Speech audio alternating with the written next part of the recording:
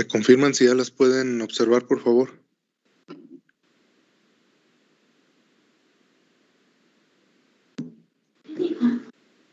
Sí, profe, ya se ve. Muy bien, gracias. Entonces, la clase pasada, lo que estuvimos haciendo, lo último que hicimos fue este ejercicio, el ejercicio 2, y estábamos por empezar el ejercicio 3, donde ya tenemos aquí un transistor, pues un modelo de transistor, y los datos donde nos están diciendo que si la corriente de colector es 100 miliamperes, determinar si el siguiente circuito está en saturación o no. ¿Sí? No, lo único que no recuerdo es si alcanzaron a anotar este ejercicio o no. Por favor, me lo dicen.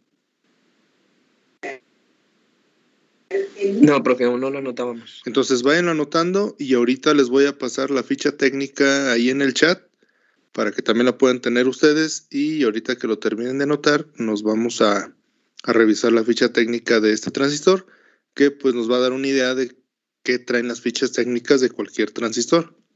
Entonces, mientras lo busco yo, mientras ustedes lo anotan el problema.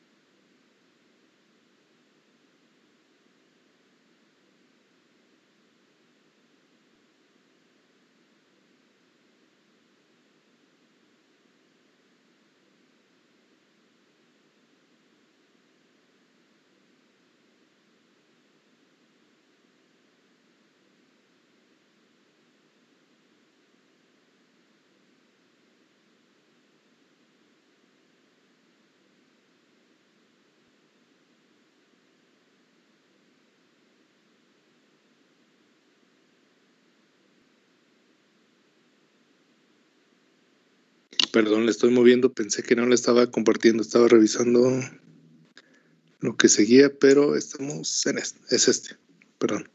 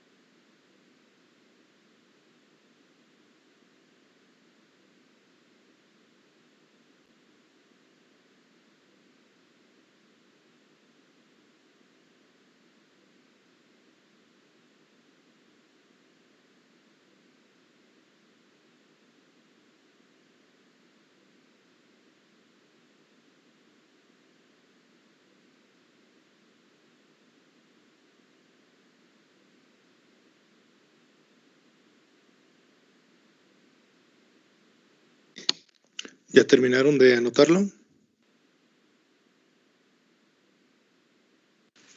Yo sí, profe.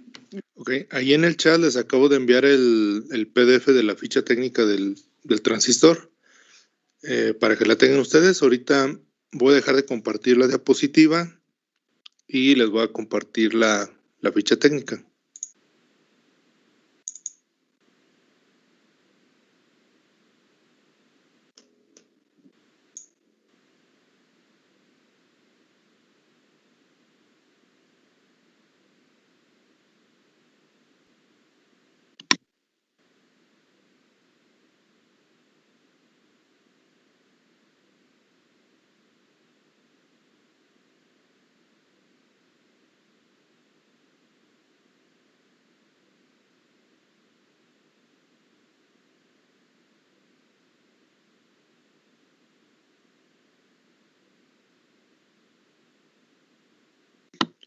¿Ya están observando la ficha técnica del transistor? ¿Me confirman, por favor? Sí. Sí.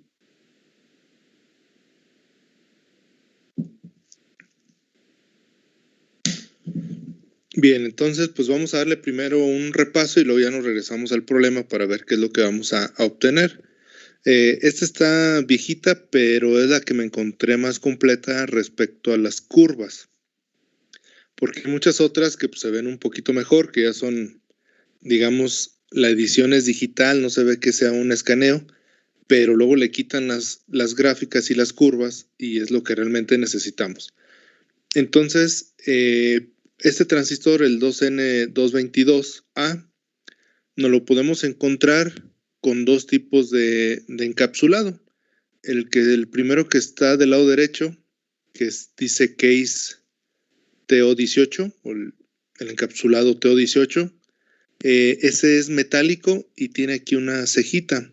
Esa cejita es la que me va a ayudar a saber la orientación en la que tengo el transistor y poder revisar cuáles son las terminales, colector, base y emisor. Ese mismo transistor tiene otro encapsulado que es el TO92A. Entonces, aquí otra vez recordarles que estos encapsulados son a nivel industrial un estándar. Por lo tanto, muchos modelos de transistores pueden ser físicamente iguales, pero internamente pueden variar. Por lo tanto, no hay que dejarse ir por el tipo de encapsulado, sino por lo que venga impreso ahí, es decir, el modelo.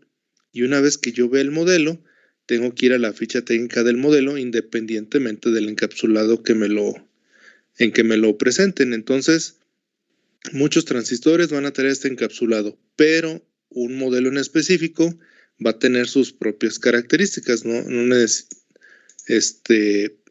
va a tener diferentes, ¿verdad? Todo es a raíz o a través del número de parte y ahí buscar la ficha técnica, ¿sale? Entonces, eso es de esta parte. Del lado izquierdo, casi siempre, independientemente de cómo nos presenta la información o el formato de la edición que nos dé la compañía que entrega la ficha técnica, normalmente nos dan pues digamos que un resumen o datos importantes, características importantes de lo que nos están dando. En este caso, pues del transistor. Nos dice que ahí vienen todas las variantes que puede haber, pues que son de silicón y nos dan algo de información de cómo lo construyeron, para qué se utiliza, pues, como amplificadores de mediano,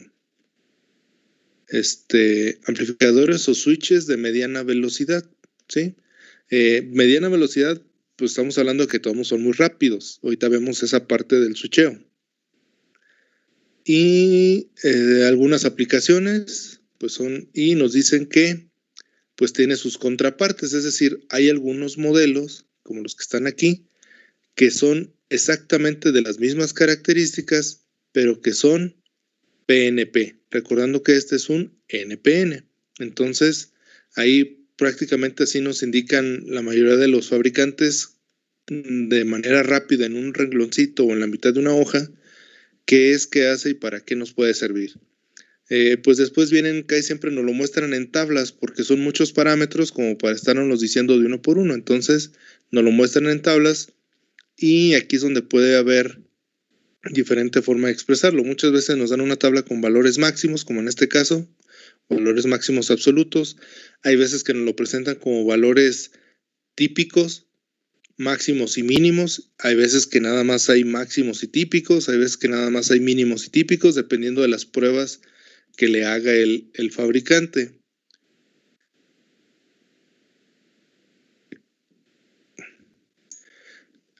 Admitir a los que estaban ahí en la sala de espera. Entonces, prácticamente aquí pues nos vamos a ir viendo valores máximos para ver si soportan para lo que lo quiero, pero pues nos tenemos que ir a final de cuentas a la curva para saber exactamente cómo ponerlo en operación en cualquiera de las tres zonas que yo quiera tener, en corte, saturación o región activa. Entonces, de los voltajes que hemos estado manejando o parámetros dentro del circuito del análisis, tenemos siempre los voltajes, colector base, que es el que me va a permitir saber si está polarizado en inversa, el diodo colector emisor, que es el que me permite ver si está saturado o no, el voltaje emisor base o base emisor, que es el que me representa en el modelo eléctrico un diodo entre esas terminales, ¿sí? Y el voltaje o la corriente en el colector. Entonces, la corriente en el colector, recuerden que es muy importante porque es la que tomamos en cuenta para el análisis de la malla que está entre el colector y el emisor. Entonces, aquí nos dan valores máximos que puedan soportar. Por ejemplo, en este caso nos dicen que soporta 0.8 amperes máximo. Sí, o sea, 800 miliamperes. Entonces, si yo necesito que un transistor amplifique o switche y que la corriente que circula en el colector debe ser de 1 amper, pues entonces este transistor ya no me sirve. Digamos, por experiencia o más o menos lo que se trabaja, pues de esto que dice valores máximos, no es recomendable utilizarlos en esas condiciones máximas porque empieza a haber ya mucha disipación de calor y puede llegar a fallar los componentes. Casi siempre nos vamos por debajo. Por ejemplo, si yo necesito conectarle a ese transistor un motorcito que consuma 800 miliamperes así exactitos, mejor no utilizo agarro otro con una mayor capacidad de corriente. ¿Sí? Entonces, estos normalmente, pues, digamos que motorcitos o cargas de 200, 300, 400, 500 miliamperes, no hay ningún problema.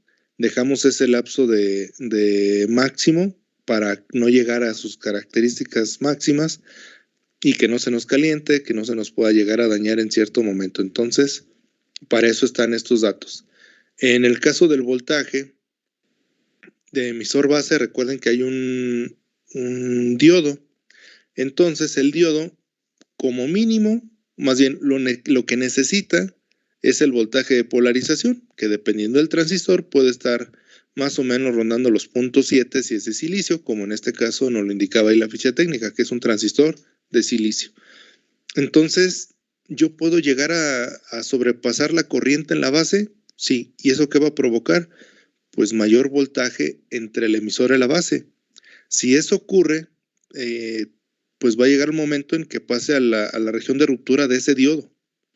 ¿Cuál es ese límite? Cuando lo llevo a estos 5 volts. Es decir, entre las terminales base emisor puede haber 5 volts y todavía digamos que no hay problema, o 6 volts, dependiendo si es con A, sin A, o 6 volts. Pero, ¿qué está pasando? Que si el transistor necesitaba 0.7, pues imagínense, ya le estoy poniendo 6 volts. Entonces, no es recomendable, se empiezan a calentar y pues empiezan a disminuir su rendimiento. Entonces, hay que tener cuidado en ese punto de no estarle poniendo tanto voltaje y corriente en la malla de la base emisor para que no suceda esto y podamos dañar el transistor por el lado de la base. En el caso del voltaje colector emisor, aquí dice que aguanta hasta 40 volts. Estas condiciones básicamente son cuando están en switcheo. O sea, le pongo 40 volts y si está en corte, pues va a haber 40 volts entre las terminales colector-emisor. Aunque no haya circulación de corriente, el transistor es capaz de soportarlo. Es decir, yo puedo tener motores, LEDs, cualquier otra cosa que se me ocurra ponerle de carga que pueda llegar hasta los 40 volts. Si sobrepasa los 40 volts, entonces pudiera ser que se pueda dañar mi transistor por el exceso de voltaje entre esas terminales. Y en el caso del voltaje colector base, pues aguanta un poco más, porque recuerden que esa parte únicamente lo que buscamos es que en el colector, de manera de diferencia de potencial, exista más potencial que más potencial que en la base, para que se polarice en inversa. Entonces, por eso es que tiene un poquito más de rango. Y pues así nos podemos ir haciendo muchas cosas, ¿no? Entonces, por ejemplo, algo que vamos a ver después es la disipación de potencia. Dice que es de 1.8 watts, pero si ustedes multiplican voltaje por corriente, o sea, los 30 volts o los 40 volts que puede llegar a soportar entre el colector y el emisor, y los 0.8 amperes que puede llegar a soportar de circulación en la corriente, va a sobrepasar la potencia. Entonces, aquí lo que se busca en un transistor es que por ningún motivo nos pasemos de la potencia que pueda disipar, porque igualmente se va a dañar el transistor.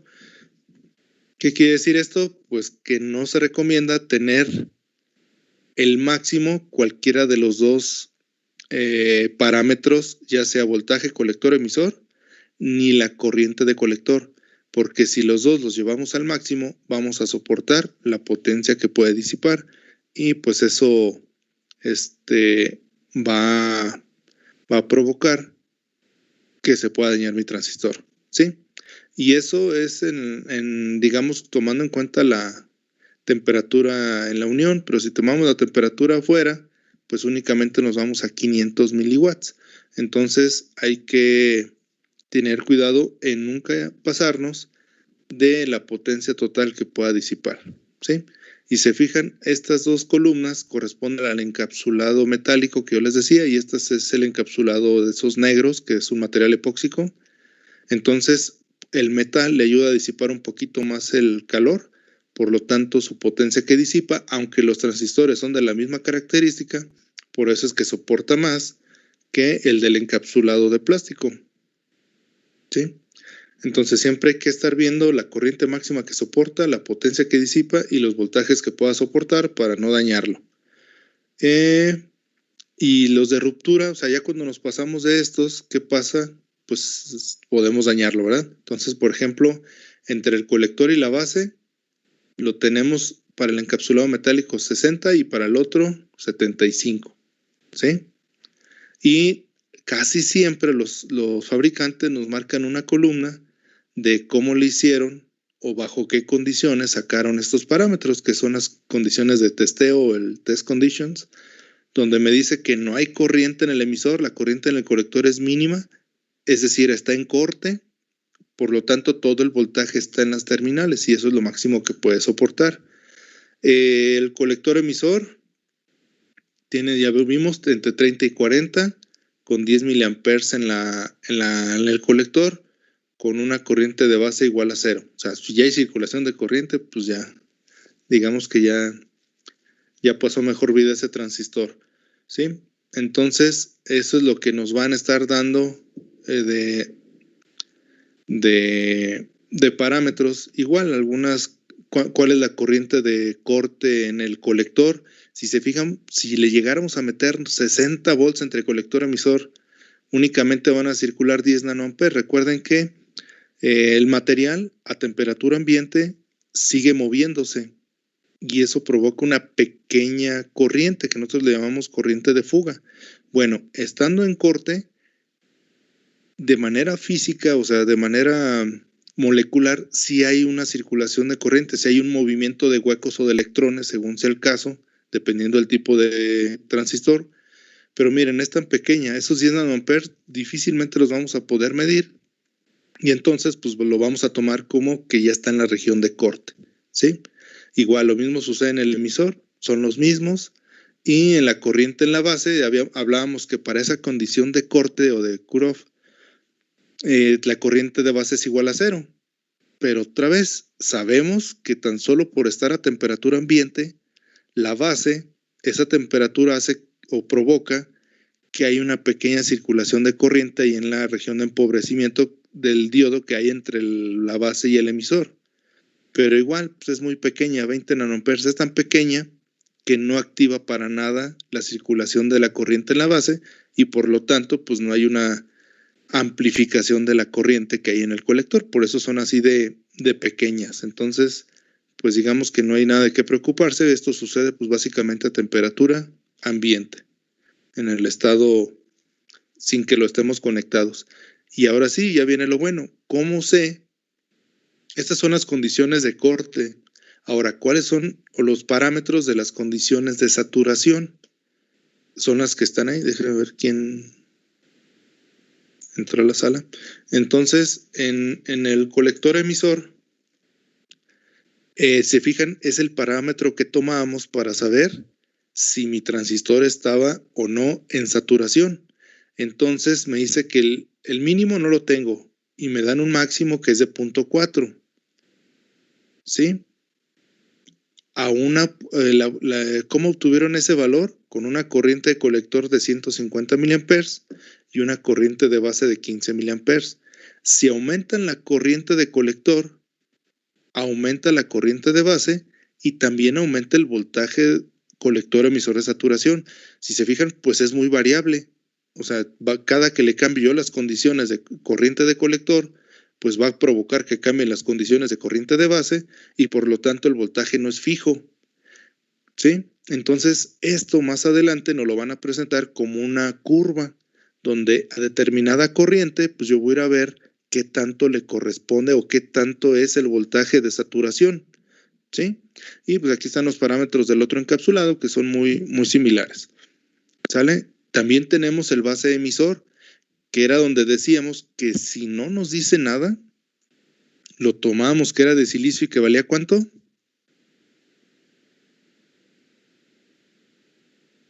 ¿Cuánto voltaje tomamos ahí en las fórmulas? 7.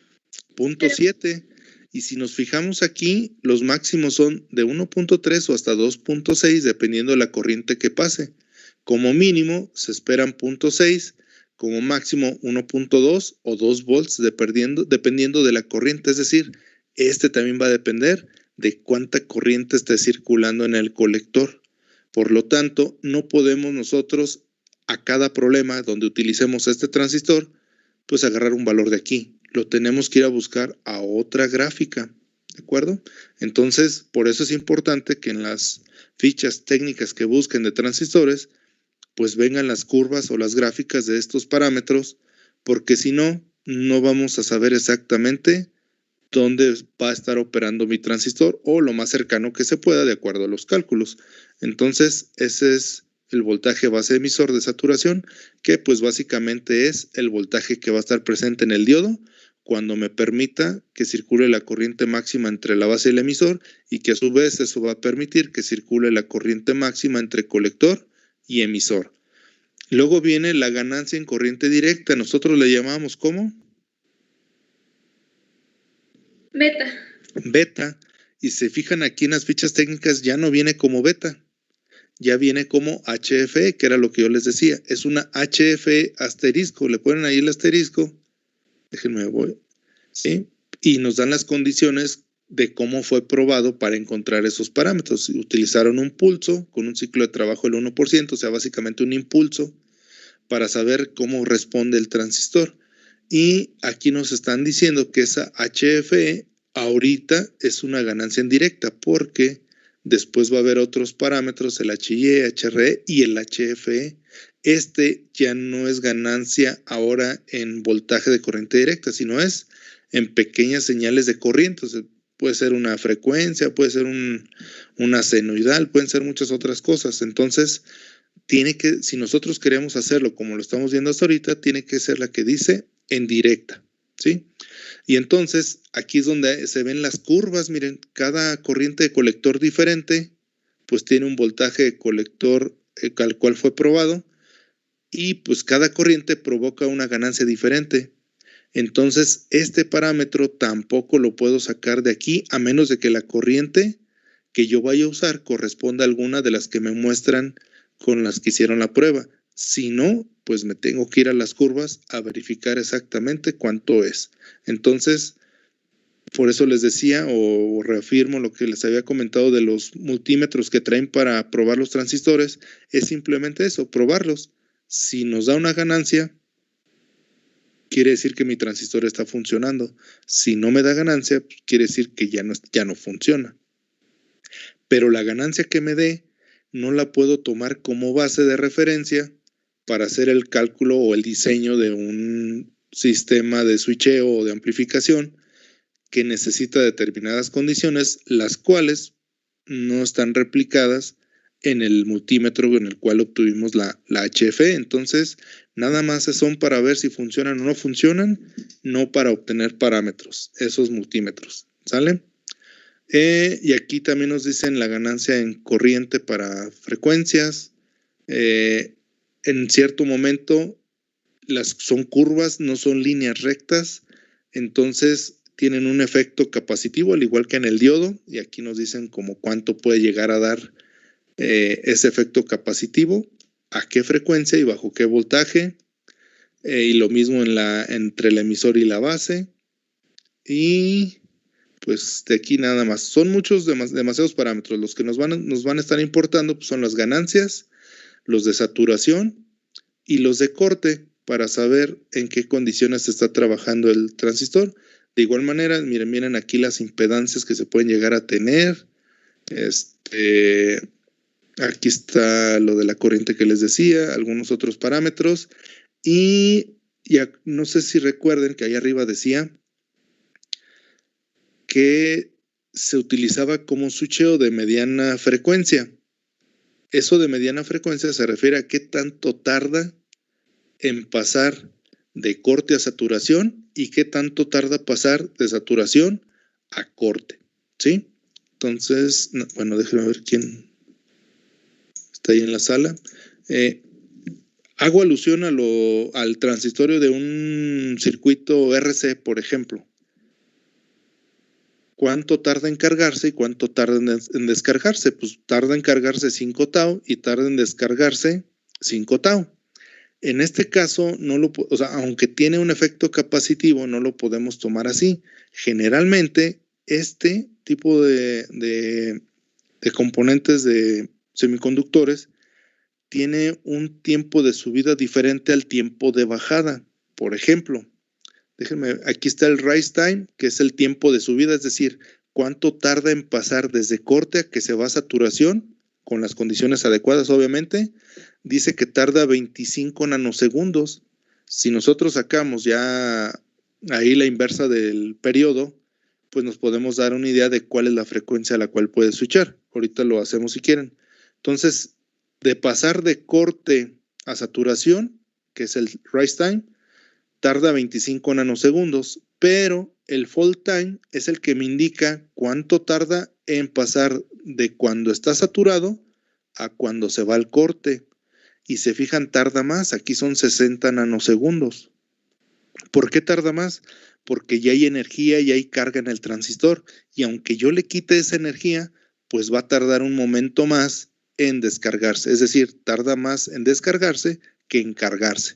Por eso es que no podemos o no se hace el análisis tal cual un sistema RC, aunque nos dice que tiene impedancia y tiene capacitancia, porque son condiciones diferentes para subida y para bajada.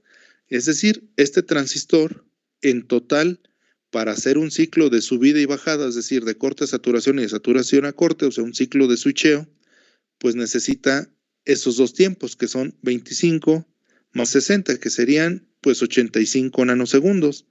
Entonces, si yo saco el inverso de esos 85 nanosegundos, yo puedo sacar la frecuencia de switcheo. Entonces, si lo hacemos, 1 entre 85, déjenme saco acá la calculadora porque no, según yo no lo iba a hacer. Entonces tenemos 1 entre 85 por 10 a la menos 9.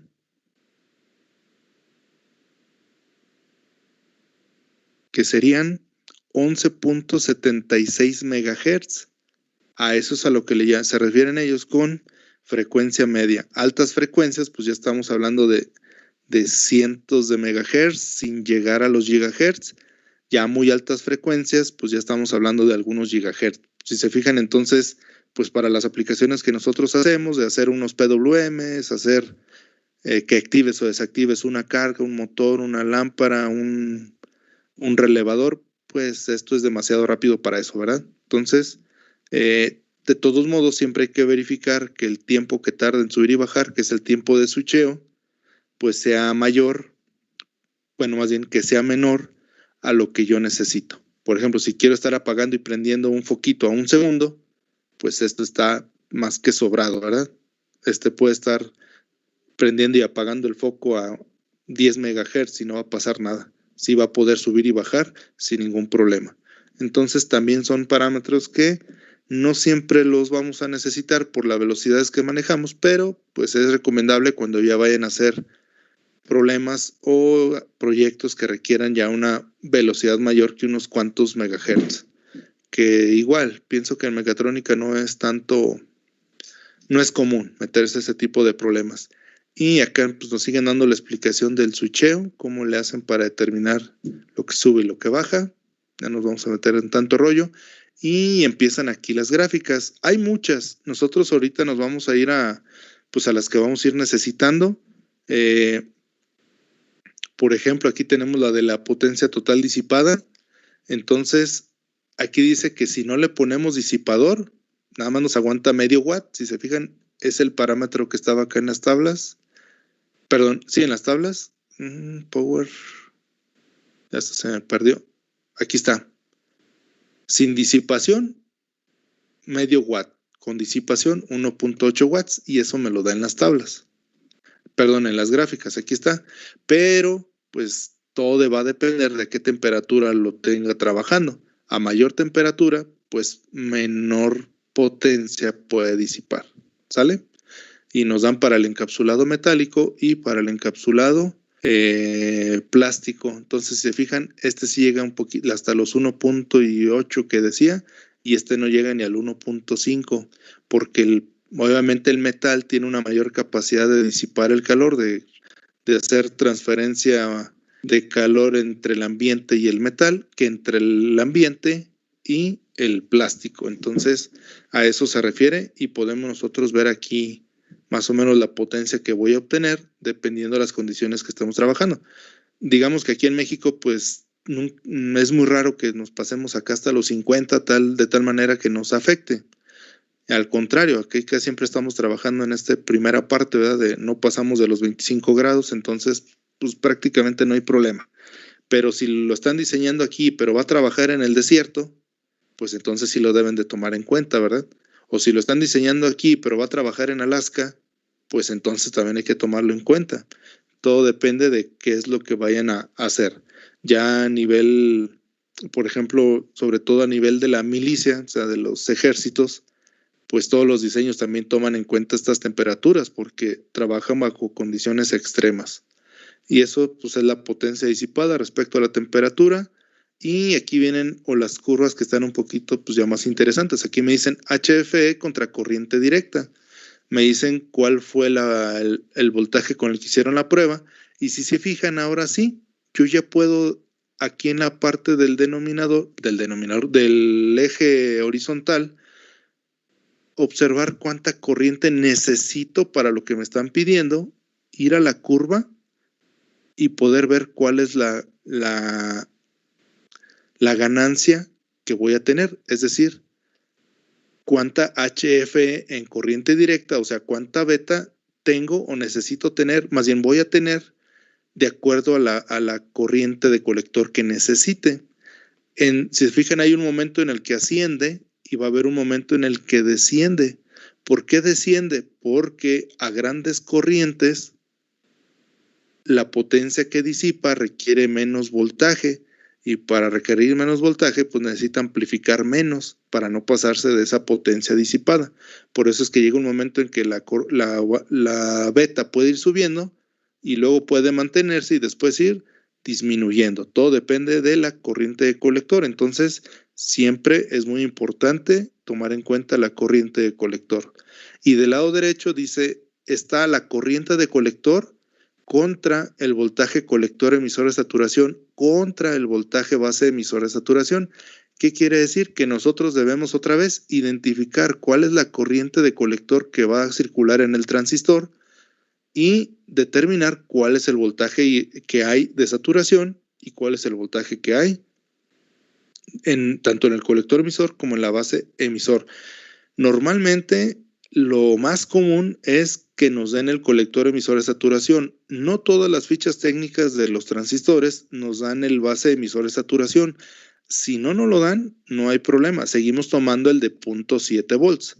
Pero si no lo dan, pues ya es importante que lo tomemos. Por ejemplo, aquí, si este transistor yo lo quisiera usar a 200 miliamperes, entonces recuerden que acá abajo son escalas logarítmicas. Aquí está el 1, 2, 3, 4, 5, 6, 7, 8, 9, 10. Luego 10, 20, 30, 40, 50, así hasta llegar al 100 y la siguiente línea es 200. Supongamos que quiero 200. Entonces yo vengo y tomo la lectura de aquí y así a la primera digo, pues son 150 de ganancia. Pero si digamos que yo le hago un zoom, es esta línea, está un poquito más arriba del 150. ¿Va a haber problema? No, no hay problema. Esto es aproximado, solamente es para no estar haciendo cálculos al aire. Y pues obviamente va a haber una diferencia en la lectura hasta por el grueso de la línea. Miren, por ejemplo, si yo tomo la parte de abajo, pues sí está muy pegada al 150, pero si tomo la línea de arriba, pues ya está casi a la tercera parte del 150. Entonces, pues está más complicado poderlo determinar. Entonces, digamos que en términos prácticos digo, pues 150. O a lo mucho diría, pues está por aquí, pues son 155. ¿Va a haber una pequeña diferencia? Sí, pero pues asumimos el reto de trabajar con esa incertidumbre de lectura y no tener que andar adivinando cuál es la ganancia. Entonces, no se preocupen, no hay problema si no tienen la lectura exacta, ¿sí? Todo eso se contempla también en los cálculos que pues vamos a ver después. Por ejemplo, seguimos con el hecho de que estamos con 200 miliamperes. La ganancia sería aproximadamente 150. ¿Qué pasa si yo no tomo en cuenta la corriente y digo que el voltaje de base emisor de saturación es de 0.7? No hay tanto riesgo cuando lo estamos utilizando en switcheo. Pero cuando lo estoy utilizando como amplificador, pudiera sí estar teniendo riesgos al estar utilizándolo los 0.7. Entonces, si la ficha técnica no lo da, pues mejor lo trabajamos con lo que nos dé. Entonces, aquí lo que se hace es otra vez buscar la corriente de 200 miliamperes. Se fijan, aquí está. Y digamos que de primera vista, pues vemos que está muy cerquita a la mitad, es decir, a 0.2 volts. Entonces podemos decir que nuestro voltaje colector emisor de saturación para que este transistor se sature a los 200 miliamperes, es decir, por más que le subamos a la corriente de base, ya no va a ser posible que la corriente de colector sea beta veces la corriente de base, por lo tanto ya no va a aumentar su corriente y se va a quedar ahí en 200, sería de 0.2. Por ejemplo, si yo quisiera tenerlo en 300 miliamperes, pues ya estaría como casi en 0.3 volts. Si yo quisiera que circularan a través de él, aquí son 100, 200, 300, 400, 500, pues ya tendría casi 0.40 y tantos volts, ¿verdad? Entonces, no podría yo decir que sean 0.2 siempre o 0.1. Siempre tengo que venir a verlo. Entonces, 200 miliamperes, 0.2 de colector emisor, y esos 200 miliamperes, fíjense de dónde llegan acá, un poquito más arriba del 0.8. Entonces, el voltaje base emisor que siempre ponemos como 0.7, pues ahora está más o menos como en 0.85.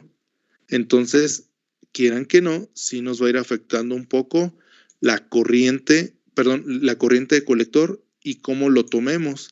Entonces, no debemos de confiarnos en un valor, siempre tenemos que venir a verlo a las fichas técnicas, ¿sale?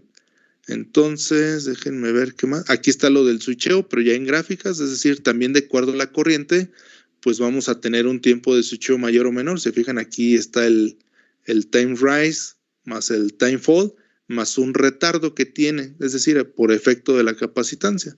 Pero se fijan, pues estamos en el orden de los nanosegundos, muy pocos nanosegundos, ¿sí? Acá de este lado tenemos contra la frecuencia, dependiendo de cuánta frecuencia esté la señal que le estamos introduciendo, pues va a ser qué tanta corriente nos pueda manejar. Entonces, hablábamos del time rise y el time fall, que nos daban unos cuantos megahertz. Entonces, pues aquí no hay ningún... Si estábamos trabajando acá abajo, en esta parte de menos de 10 megahertz, pues no hay problema, sí lo puedo trabajar en todo su rango de corriente.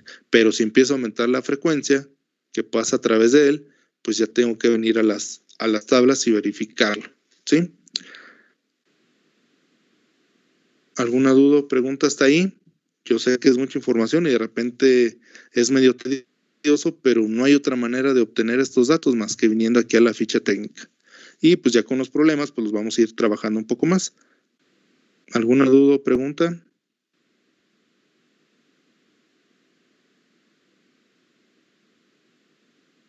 No, ninguna. Entonces, pues vamos a dejar aquí las tablitas estas y pues vamos a sacar los datos que necesitamos del problema.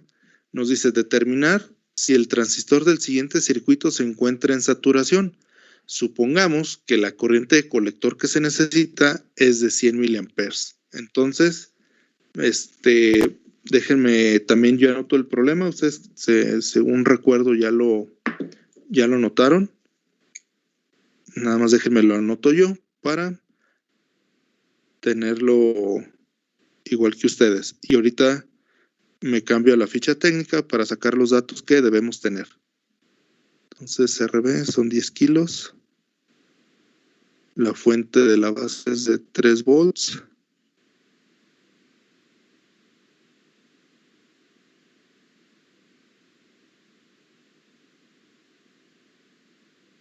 Y la fuente del colector son 10 volts. Y la resistencia del colector es 1 kilo ohm. Y pues estamos trabajando con el 2N2222. Y necesitamos que circule en el colector 100 miliamperes. ¿Sí? Bien, entonces lo que debemos de tomar en cuenta es en el transistor, en el circuito, perdón, que van a estar circulando esos 100 miliamperes aquí en el colector. Entonces, debemos ir a sacar de la ficha técnica qué condiciones hay cuando la corriente que circula aquí son 100 miliamperes. Y el punto de referencia que yo pueda tener, pues es el de saturación, para poderlo comparar con la ganancia que puedo obtener a través de la corriente de base. Recuerden que si la corriente que calcule con la corriente de base, suponiendo que todavía está sin saturarse, pues la tengo que comparar con el voltaje y la corriente que hay sin saturarse, cuando está saturado y cuando no está saturado. Entonces, por eso es que es importante pues verificar ese punto. Entonces vamos a hacerlo en la ficha técnica, donde tenemos la corriente o la ganancia contra la corriente o corriente contra ganancia. Vamos a ir a buscar el 100 que está aquí, son los 100 miliamperes. ¿Sale? Acá abajo está el miliamperes, son los 100. Y pues vamos a ir subiendo hasta intersectar la curva. Y de la curva, pues nos vamos a ir en horizontal hasta llegar a este punto. Entonces, nosotros sabemos que 150 y 200 arriba, aquí a la mitad hay 175. Y nosotros estamos aquí un poquito más arriba de la mitad, ¿sí? O sea, debemos de estar entre 175 y 200. Es aquí donde les digo que pues no puedo tenerla de manera exacta, ¿sí? No puedo yo tener una lectura pues precisa, ¿sí? Pero sí puedo tener algo más o menos estable. Entonces, lo que yo quiero es saber cuánto vale este punto, ¿verdad? Entonces, si yo lo tengo, más o menos le voy a Achis. Se me cerró. ¿Qué onda? Espérame, déjame, le vuelvo a abrir el archivo.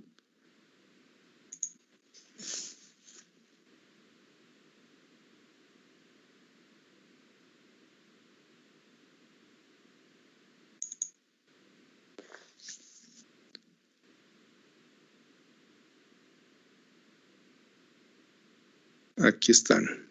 Entonces,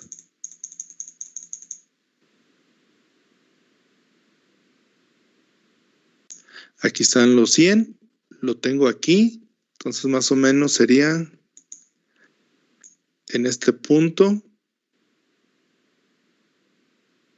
Que si yo lo recorro, pues sería más o menos aquí, ¿verdad? Este punto. Entonces, 175, aquí en esta parte son 175. Digamos que si está un poquito más arriba de la mitad, si lo dividimos en quintas partes para que sea 180, 185, 190, 195 y 200, pues esto debe estar cercano al 190, ¿sí? Si alguien me dice, no, profe, está en 188, también le creo. Y si alguien me dice, no, está en 187.93, también le creo, no hay ningún problema. Vamos a tener que manejar esa incertidumbre de lectura, porque no tenemos pues nada preciso, lo único que tenemos son estas curvas. Entonces, para efectos de todos irnos ahorita con la misma idea, pues yo voy a suponer que hay una beta de 190, ¿sale? ¿De acuerdo? ¿Se entendió cómo se tomó la lectura? Sí, profe. ¿Qué más necesitamos? Pues necesitamos saber cuánta corriente, de acuerdo a la corriente, perdón, cuánto voltaje hay de saturación, tanto en el colector emisor como en la base emisor. Entonces, si yo veo los 100 miliamperes está aquí en este punto, que más o menos sería, pues por aquí así, tomando en cuenta que esta es de 0.2 y aquí está un poquito más arriba de la mitad, es decir, a la mitad sería 0.1, ¿verdad? Entonces, decidirlo, es decir, estaríamos entre punto 1 y punto 2. Aquí, si alguien me dice, es que es punto 13, adelante. Si alguien me dice es punto 15, pues adelante, no hay ningún problema. Yo creo que le voy a poner así, le vamos a poner punto 15. Puede ser menos, puede ser más. Tendría que ser una medición más aproximada ahí. No es necesario, pero pues lo hacemos. Así al tanteo. Entonces, voltaje, colector emisor de saturación a 100 miliamperes van a ser 0.15 volts. Y entonces ya no estoy esperando a que me lo dé el problema. Yo vengo a ver exactamente con el transistor que se va a usar cuál es esos parámetros que antes simplemente me lo daban ahí en el problema para hacerlo. Ahora los tengo que obtener. Y aprovechando, pues de una vez saco cuánto vale el voltaje base emisor, porque siempre lo tomamos como 0.7 y en este caso, pues sí da ahí, ¿verdad? Sería 0.8. También lo notamos, voltaje base emisor de saturación serían 0.8, que ya también es un poquito diferente a los 0.7 que suponemos de manera general. Aquí estamos un poquito más precisos, sabiendo que a esa corriente va a haber 0.8 y no 0.7. ¿Salen? ¿Dudas, preguntas de cómo se tomó la lectura?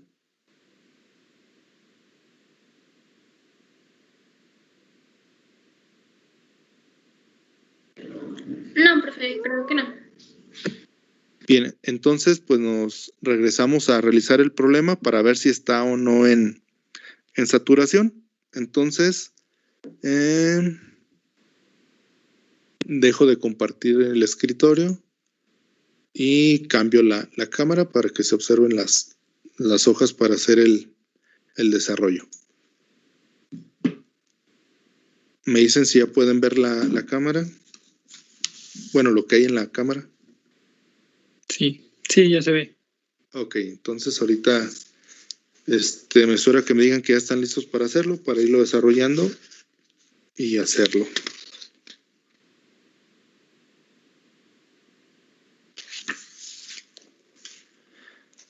Mientras lo hacen, pues nada más repasamos. Tenemos el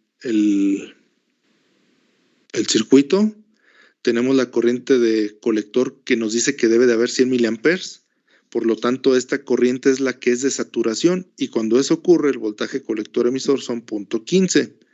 Y el voltaje base emisor serían 0.8 con una ganancia de 190. Entonces, pues de los mismos datos del problema, podemos decir que la corriente de colector de saturación son 100 miliamperes. Entonces lo que necesitamos es, bajo esas condiciones de saturación, calcular, de acuerdo a las condiciones que tengo en la base, si es o no mayor a esta corriente lo que me está dando. Si es menor, quiere decir que el transistor no se ha saturado. Pero si me da una corriente mayor, quiere decir que el transistor ya está saturado. ¿De acuerdo? Entonces, para calcular la corriente de colector que circula con estas condiciones de la corriente de base, pues necesito precisamente eso, calcular la corriente de base. Entonces, haciendo el análisis de la malla de la base, pues ya sabemos que la corriente de base va a ser igual al voltaje de la fuente menos el voltaje que hay entre la base y el emisor sobre la resistencia de base. En este caso, pues tengo 3 volts como fuente de voltaje menos los 0.8 volts, porque estoy viendo a ver si ya se saturó o no. Si se saturó, va a haber 0.8 ahí en ese diodo. Entonces, menos 0.8 volts. Entonces ya no estoy utilizando los 0.7. Ya lo conozco y es 0.8.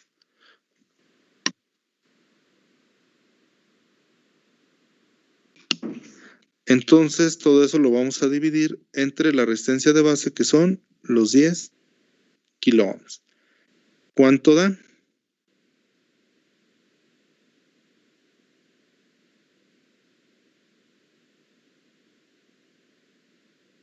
$220 microamperes. Ajá, entonces esto es 220 microamperes.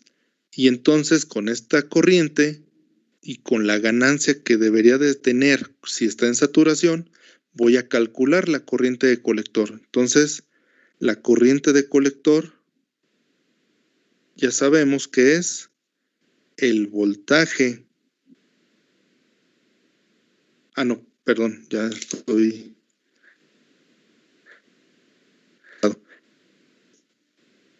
Sabemos que la corriente de colector es beta veces la corriente de base.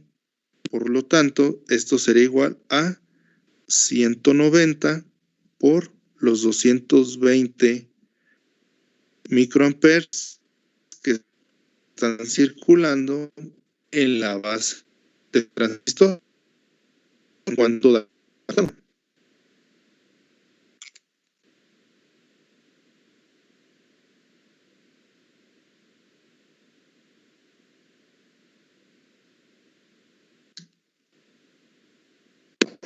Y 1.8 miliar.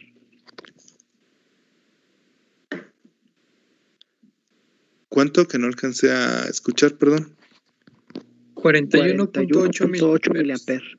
Así es, 41.8 miliamperes. 41.8 miliamperes. Entonces, ¿qué podemos decir de la pregunta que nos hacen? Si el transistor está en saturación o no.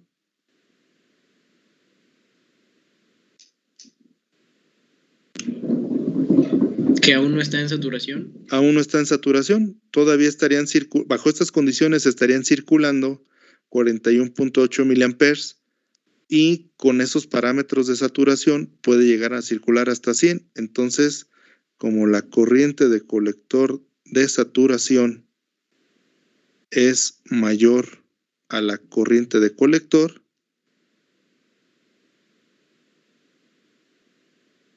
Por lo tanto, el transistor no está en saturación. ¿Sí? Entonces, si quisiéramos llevarlo a la región de saturación, ¿qué tendríamos que hacer? Pues aumentar la corriente de base. Aquí, ¿verdad? ¿Y qué necesito hacer para aumentar la corriente de base? Pues ya vimos dos cosas, o aumentar el voltaje de la fuente o disminuir la resistencia, o mejor aún, ya con estas condiciones, calcularla, ¿verdad? Si es que nos lo pidieran, que es lo que precisamente vamos a estar haciendo en problemas posteriores. ¿Alguna duda o pregunta hasta ahí? Nada más lo bajo al último para que si alguien faltó de anotar algo, lo tenga.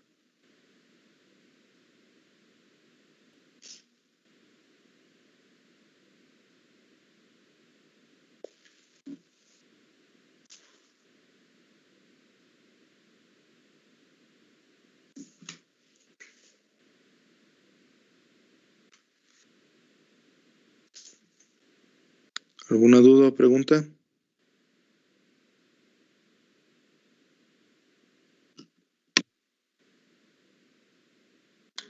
No, profe. Ninguno, profe, todo bien. De todos modos vamos a seguir haciendo problemas de ir a buscar los datos a la ficha técnica, ¿sale? Entonces, les vuelvo a compartir las diapositivas.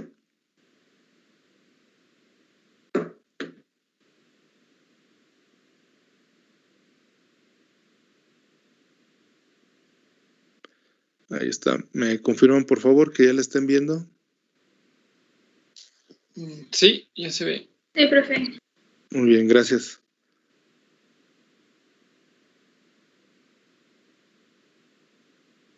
Entonces, vamos a continuar. Parte de lo que decía ahí de las curvas de corriente y la potencia que disipa, ahí en la ficha técnica, pues a veces nos dan casi siempre al menos una curva, que es a temperatura ambiente. A veces nos dan curvas que están por debajo, normalmente nos dan una curva que está por arriba, o sea, una curva correspondiente a una temperatura mayor al ambiente. Ya si fuera el caso, pues digamos que sería la excepción, donde nos dan muchas curvas a diferentes temperaturas, ya sea por encima, por ejemplo, estas son 5, 2 por encima y 2 por debajo. Entonces, de la temperatura ambiente en la unión. Y entonces aquí lo único que vamos a ver es que, pues, que la ganancia, ya sabemos que pues, está relacionada con la corriente de colector por la relación con beta y la corriente de base, pero también está relacionada con la temperatura que puede llegar a tener.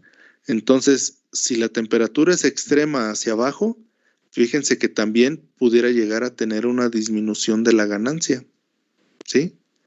Si la temperatura también está muy por encima, o sea, es extrema, pero hacia el lado positivo, en teoría tendría un aumento de ganancia, miren. Pero recuerden que la potencia disminuye, por lo tanto también pues la capacidad de corriente no va a ser la misma. Les digo, esta parte pues está más hecha como para cuando el diseño que estemos haciendo estemos conscientes de que va a estar trabajando bajo esas condiciones extremas y poder hacer una simulación o una implementación de acuerdo a esos extremos. Es decir, que puede cambiar un poco el comportamiento del transistor debido a la corriente, debido a la temperatura, pues cambia la corriente y cambian las ganancias y pudiera llegar a afectar el comportamiento del circuito en general. Pero si eso no ocurre, pues simplemente lo tomamos como que esa temperatura ambiente y agarramos esa por default. Si se fijan, no es tan común pues, pero pues hay que verlo. O deben de tener el conocimiento de que llegado el momento o bajo ciertas condiciones, puede ser necesario que lo tomen en cuenta el hecho de la temperatura. Insisto, donde más se ve esto afectado, pues es cuando se hacen desarrollos para la milicia, para los ejércitos de los países, ¿verdad? ¿Alguna duda o pregunta hasta ahí? O sea, nomás es para que vean pues, que puede variar la beta conforme varía la temperatura.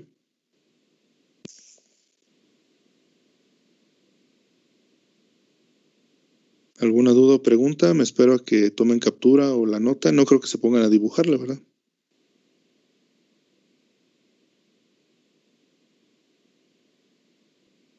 Si no, para continuar.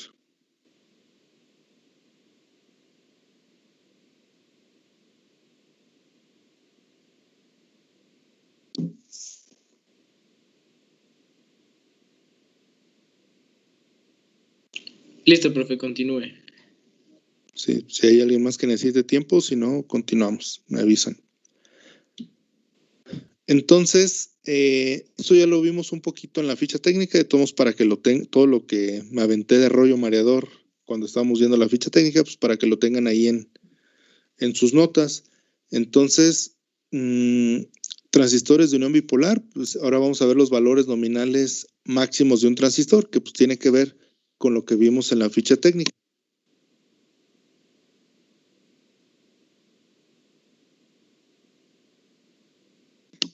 Perdón, es que llegó aquí mi niña que le ayudara con su tarea. Le digo que ahorita. Yo creo que muchos estamos en las mismas condiciones.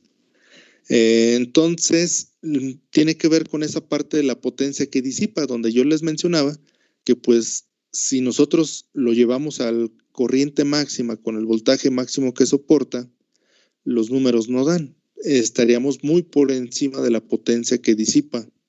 Entonces, siempre hay que tener presente esa potencia que disipa y no llevar al extremo los parámetros del voltaje que hay entre las terminales del colector emisor y la corriente que pueda circular ahí en el colector.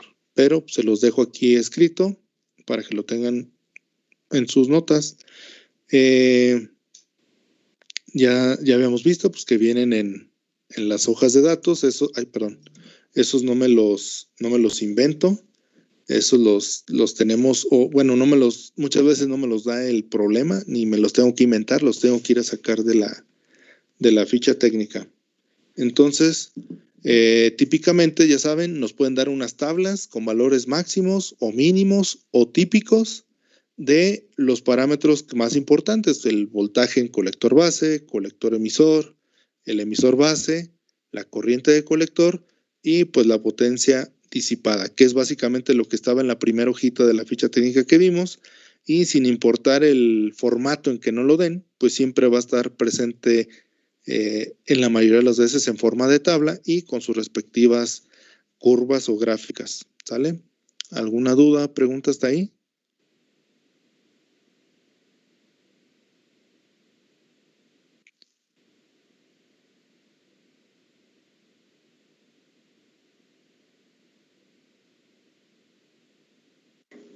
Creo que no, profe. Nada más nos da poquito tiempo para copiarlo Para copiarlo, por favor.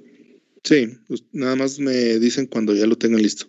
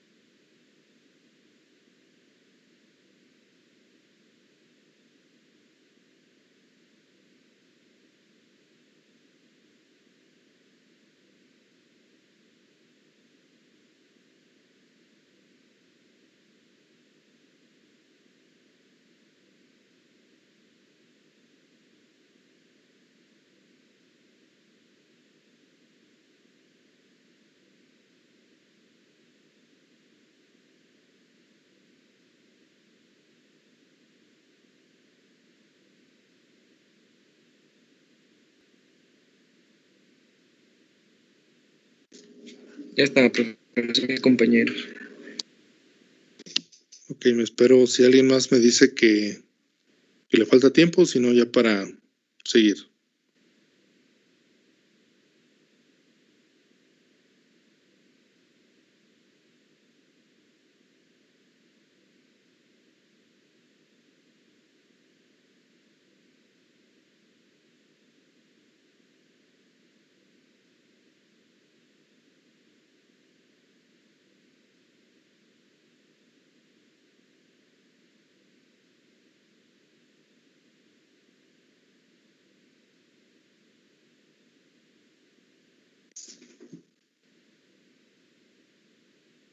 Bueno, creo que ya nadie dijo que ocupaba tiempo. Entonces, continuamos. Entonces, ¿cómo podemos relacionar o cómo podemos estar verificando que no me esté sobrepasando de esa potencia máxima que disipa? Obviamente es de acuerdo a lo que pone el fabricante en el transistor y de acuerdo al encapsulado que está usando. Hay diferentes encapsulados. Si quieren, después les muestro algunos donde sí son de material epóxico, pero le ponen una placa de metal y esa placa de metal ya se la podemos poner a algún disipador que permita liberar más cantidad de energía. Eso no va a aumentar la potencia que disipa de fábrica, pero lo que sí va a ayudar es a que podamos utilizarlo con la mejor eficiencia que se puede. Es decir, que si yo requiero una corriente en el colector que esté muy cercana a la máxima, pues me permite hacerlo porque tengo una mayor superficie de contacto y a su vez pues más contacto con el medio ambiente y más rápido se puede llegar a disipar. Entonces en algunos casos pues es altamente recomendable poner un sistema pues de disipación. Si no, pues trabajar con cautela todos estos parámetros. Entonces, partimos del hecho de que la potencia, pues en corriente directa, desde luego, ya después van a ver que no es lo mismo en corriente directa que en corriente alterna, y menos para sistemas bifásicos o trifásicos. Nosotros partimos del hecho que la potencia, pues la puedo calcular como el voltaje al cuadrado sobre la resistencia, sobre la corriente al cuadrado por R, o V por I, voltaje por corriente, y precisamente esa relación es la que vamos a estar utilizando. ¿Debido a qué? Porque esa potencia que disipa como máximo, pues tiene que ver con el voltaje colector emisor que va a tener entre las terminales del del transistor, y con la corriente de colector, que es la que circula de colector emisor en ese transistor. Entonces, esos dos parámetros son los que normalmente conocemos. Las resistencias o las impedancias, pues no las vamos a involucrar. Por lo tanto, el producto del voltaje de colector emisor y la corriente de colector que esté utilizando no deben de exceder la máxima disipación de potencia, ¿sí? Entonces, eso nos da por resultado que el voltaje colector emisor y la corriente de colector no pueden ser parámetros máximos al mismo tiempo. Es decir, yo no puedo tener circulando la máxima corriente que puede soportar mi transistor con un voltaje máximo que está entre las terminales colector-emisor. Eso lo debo de evitar porque se va a sobrepasar esa potencia que se puede llegar a disipar. Esto es, si el VCE lo llevo al máximo, entonces debo de calcular la corriente de colector que puede circular sin excederme de la potencia disipada. Entonces lo calcularía como que la corriente de colector es igual a la potencia disipada sobre el voltaje colector emisor, que en este momento sería el máximo. O si yo quiero una corriente máxima, lo que necesito calcular es cuánto voltaje puedo llegar a ponerle entre las terminales de colector emisor.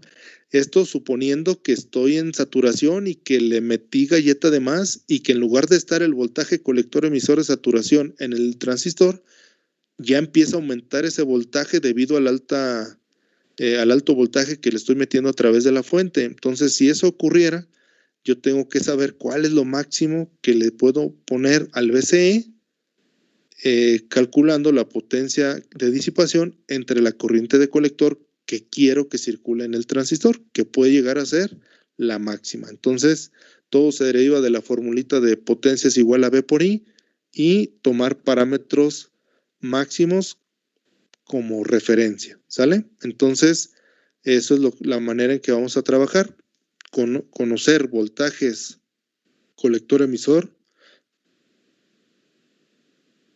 que disipa el transistor. Con estos tres parámetros, yo puedo saber o calcular si voy a poner en riesgo o no el funcionamiento del transistor, y así puedo evitar sobrepasar la potencia que disipa y pues, obviamente evitar una desgracia que se dañe. A veces lo de menos es que se dañe el transistor. A veces el problema es que eso afecta a etapas más adelante y eso repercute en pérdidas o tiempo o más tiempo en reparaciones. Entonces, por eso es importante todo esto. ¿Alguna duda o pregunta hasta ahí?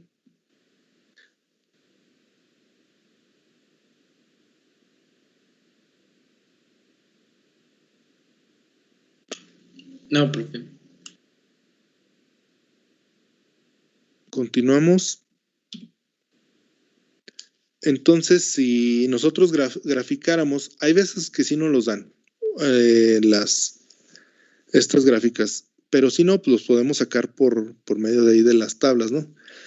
Dice que para cualquier transistor dado se puede trazar una curva de disipación de potencia máxima sobre las curvas características del colector. Es decir, en qué región de todas esas curvas yo voy a identificar, pues obviamente el corte, la saturación y la ruptura, pero aparte yo puedo delimitar esa área con respecto a la potencia que disipa. Es decir, aunque me diga que puede soportar una cantidad de corriente mayor, pues no lo puedo usar debido a la cantidad de voltaje que tengo. O si me indica que puedo utilizar un voltaje mayor, pues para saber que no puedo utilizar la corriente máxima, si no, se me puede dañar el transistor. Entonces, básicamente lo que se hace es partiendo del hecho de que la energía pues no se crea ni se destruye, solo se transforma. Es decir, estamos en equilibrio en cuanto a corrientes, voltajes o la energía que está presente en el transistor. Por lo tanto, la potencia nunca cambia. Eso es lo máximo que puede soportar, 500 miliwatts. Lo que sí puede cambiar es el voltaje que pudiera haber entre sus terminales y también puede cambiar la corriente que circula. Pero eso quiere decir que si yo multiplico estos dos, nunca debe de sobrepasar los 500 miliwatts. Por lo tanto, si yo quisiera tener un voltaje colector emisor de 5 volts, entonces la corriente, ¿cómo la calcularía? Pues como lo vimos la vez pasada, ¿verdad? La corriente es igual a la potencia disipada sobre el voltaje que tengo entre el colector y el emisor. Y entonces si yo divido entre pues me van a dar los 100 miliamperes. Si yo multiplico 5 volts por 100 miliamperes, pues me va a dar los 500 miliwatts. Esto visto aquí en la gráfica, lo tendré aquí, el voltaje de 5 volts, lo máximo que podría tener serían 100 miliamperes, o sea, estaría aquí más acá arriba en la curvita, ¿no? Si yo quisiera tener 10 volts entre el colector y el emisor, pues únicamente podría tener circulando 50 miliamperes en el colector, pues que sería este punto, ¿verdad? El punto B. ¿Sí? De hecho, este está más arriba ahí respecto al cálculo, ¿verdad? Pero es ese punto. Luego tendría, si yo quisiera 15 volts con 500 miliwatts, tendría que poner tendrían 33.33 miliamperes, que sería este punto, por aquí así. Y si yo quiero ponerle 20 volts, obviamente lo calculo y pues únicamente le podría poner corriente de colector a 25 miliamperes, que sería este punto de aquí. Entonces, fuera de este rango, bueno, aquí me indican que es la corriente máxima, entonces en el primero ni siquiera podría llegar a los 50, me va a topar hasta ahí, ¿verdad? Entonces, esta región que está ahí en blanco, digamos que es la región donde yo puedo estar trabajando en corte, saturación y región activa. Más allá de esto, estoy sobrepasando la potencia que pueda disipar el transistor y pues obviamente, perdón.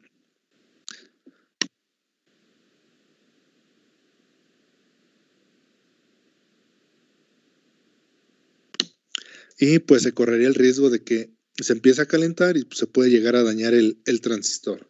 Entonces, digamos que de manera gráfica eso significa que la potencia siempre permanece igual y lo que puedo cambiar son o los voltajes que pueda tener entre el colector y el emisor o las corrientes que pueden circular a través del colector, pero nunca la multiplicación de ellos puede sobrepasar la potencia máxima disipada. Si lo hace, el fabricante pues ya no es responsable si se llega a dañar algún componente, ¿sí?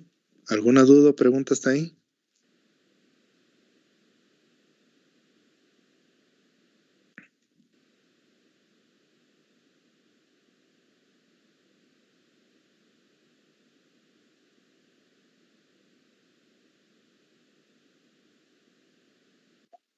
Pues creo que no hay ninguna duda. Bien, igual vamos a hacer algún ejemplito, no recuerdo si es enseguida o después, pero ahorita lo checamos.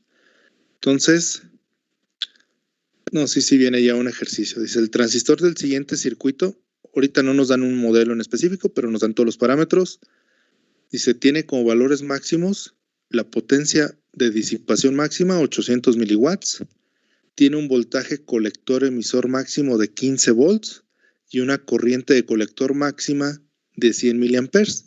Dice, determina el valor máximo al cual BCC puede ser ajustado sin exceder un valor nominal, es decir, sin que exceda los 800 miliamperes. ¿Sale? Entonces lo van anotando, por favor.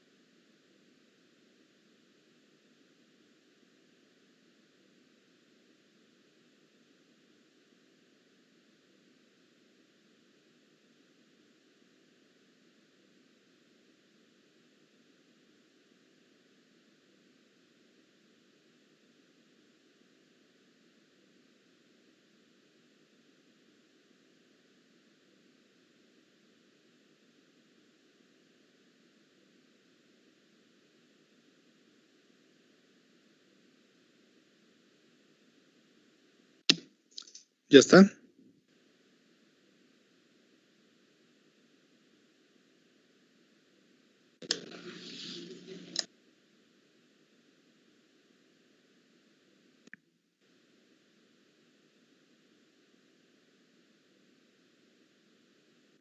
Sí, profe, listo.